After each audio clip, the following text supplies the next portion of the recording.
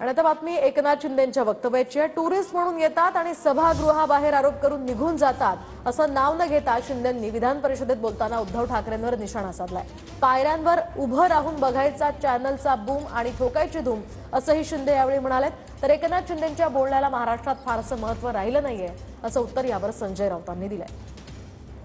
काही जण येतात टुरिस्ट म्हणून येतात, टुरिस्ट म्हणून जातात, सभागृहाबाहेर आरोप करतात आणि पायऱ्यावर उभे राहून निघून जातात। पर्यटन तुमच्याकडे आहे, पर्यटन यांच्याकडे आहे।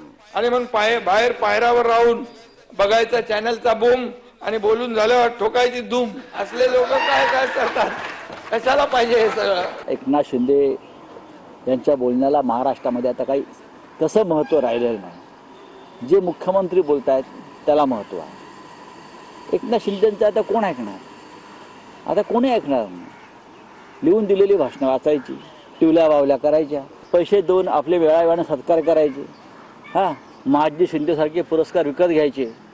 याच्या पलीकडे ह्यांचं आता भविष्य काय आहे?